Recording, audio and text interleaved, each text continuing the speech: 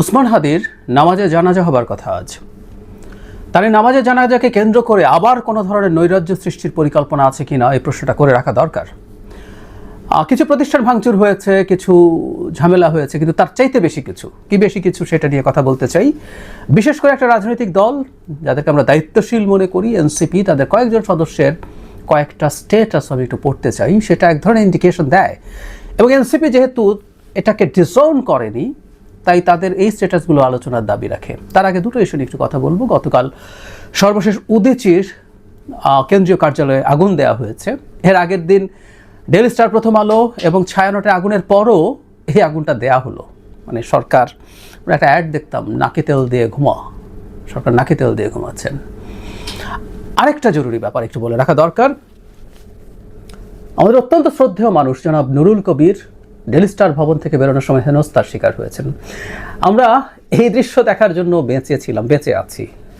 কিছু তৃতীয় শ্রেণীর ফালতু লোক, আই রিপিট, তৃতীয় শ্রেণীর ফালতু লোক কতগুলো ফালতু হুজ্জতি করার জন্য গেছে ওসমান হাদির মৃত্যুর এই ঘটনার সুযোগ নিয়ে।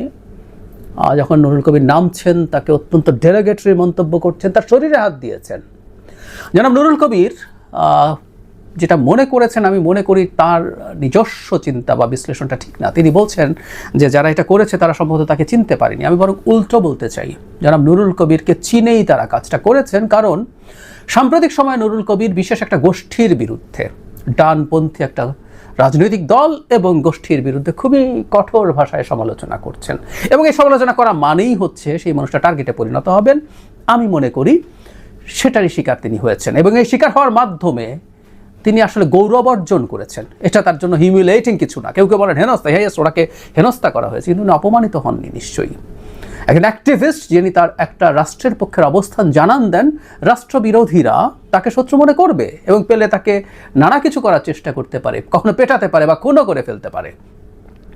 সুতরাং এটা গৌরবের ব্যাপার।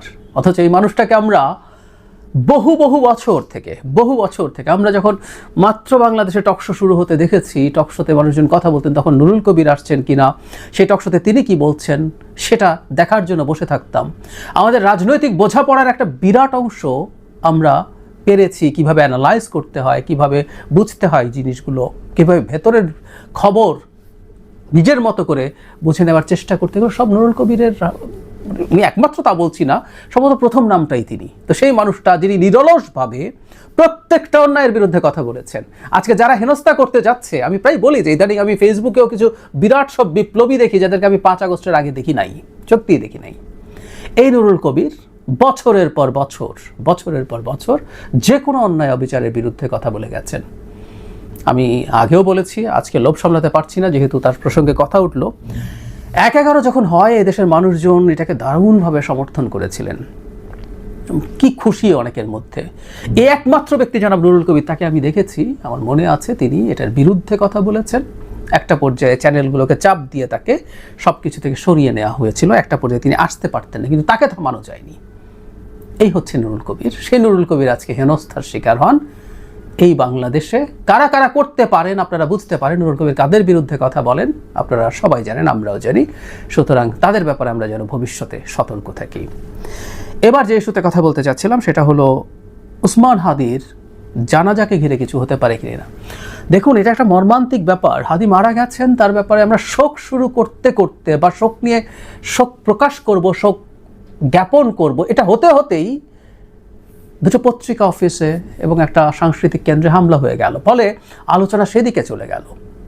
আজ উসমান হাদির জানাজা হবে, আমরা তার জন্য দোয়া করব, কিন্তু তার আগে এই শঙ্কা নিয়ে আলোচনা করতে হচ্ছে এই জানাজাকে ঘিরে কি কিছু ঘটতে পারে। শোনা যাচ্ছে এই জমায়েতটা বড় করে, এই জমায়েতের মধ্য দিয়ে সো-কল্ড বিপ্লবী সরকার, এরকম কিছু ধারণা অন্তত দেওয়ার চেষ্টা করা হতে পারে, যদি সেটা ঘোষণাও না করে দেওয়া হয়। আমি শুরুতে বলছিলাম এনসিপির অন্তত 3 জন নেতার স্ট্যাটাস আমার সামনে এসছে, আমি একটু পড়ে শোনাতে চাই। তারা কি বলতে চান তাদের দলকে ক্লিয়ার করতে হবে। জনাব নাসিরউদ্দিন পাটোয়ারি শুধুমাত্র রেভলিউশন এই কথাটা লিখে একটা স্ট্যাটাস দিয়েছেন। এরপর জনাব সাইফ মুস্তাফিজ লিখেছেন, সবাই দায়িত্ব নিন, বিপ্লব চূড়ান্ত করে এবার ঘরে ফিরবো আমরা, ঐক্যবদ্ধ হন, জুলাই চলমান। সার্জিস আলমের দুটো স্ট্যাটাস এরকম, বিপ্লবকে সম্পূর্ণ করতে হবে, যা না করতে পারার আক্ষেপ ছিল তা পূর্ণ করতে হবে। আমি সার্জিস আলমের এইটা নিয়ে একটু বেশি কথা বলতে চাই। যা না করতে পারার আক্ষেপ ছিল তা পূর্ণ করতে হবে, মানে কি আক্ষেপ ছিল, কার আক্ষেপ ছিল আমি আসলে জানি না, না করতে পারার আক্ষেপ, এবং বিপ্লবকে পূর্ণাঙ্গ করতে সাইফও তাই বলছেন, এবং নাসিরুদ্দিন পাটোয়ারি শুধু রিভলিউশন লিখে স্ট্যাটাস দিয়ে রেখেছেন। তার মানে অসম্পূর্ণ আছে। প্রথম কথা হচ্ছে এটা একটা বিপ্লব। 5 আগস্ট পরবর্তী সময়ে এই ডিবেটটা হয়েছে, আমি এটার একটা পক্ষে আছে, সেটা হচ্ছে এটা বিপ্লব নয়, এটা একটা গণ অভ্যুত্থান, এটা একটা মাস আপরাইজিং, সত্যিকার গণ অভ্যুত্থান। সেই গণ অভ্যুত্থান শেখ হাসিনার পতন ঘটিয়েছে, এরপর আমাদের একটা গণতান্ত্রিক প্রসেসে চলে যাওয়ার কথা। কিন্তু কেউ কেউ এটাকে বিপ্লব টিপ্লব বলার চেষ্টা করেছেন, যেটা আসলে সরকারি চাকরি পাওয়ার একটা কোটা সংস্কার আন্দোলন ছিল। আমি জানি এটা বলার সাথে সাথে অনেকের খুব গায়ে লাগবে, হঠাৎ করে মনে হবে যে আমি কি বলছি, আমি আন্ডারমাইন করছি এই গণ অভ্যুত্থানকে। এটুকু বলি, শেখ হাসিনার বিরুদ্ধে দীর্ঘ সময় লড়াই এবং এই গণ অভ্যুত্থানের খুব ক্ষুদ্র একটা হিস্সা আমারও আছে, সেটা থেকেই বলছি। তারপরও এটা একটা গণ অভ্যুত্থান, কিন্তু বিপ্লব বানানোর চেষ্টা করেন। বিপ্লবের সাথে একটা বিপ্লবী সরকারের সম্পর্ক আছে। 5 আগস্ট পরবর্তী সময়ে একজন গুরুত্বপূর্ণ তাত্ত্বিক এই ব্যাপারে তত্ত্ব দেওয়ার চেষ্টা করেছেন, এবং তার মাউথপিস দেশে এবং বিদেশে বসে অনেকে এটাকে অ্যাম্পলিফাই করেছেন। তারা চেয়েছেন এই ধরনের একটা সরকার হোক। এ ধরনের সরকারের উদ্দেশ্য খুব সিম্পল ছিল, দেশের ক্ষমতাকে, রাষ্ট্র ক্ষমতাকে কবজা করে ফেলা। সেটা হতে পারেনি। সেটা হওয়ার পথে যারা যারা বাধা হয়েছেন তারাই তাদের শত্রুতে পরিণত হয়েছে।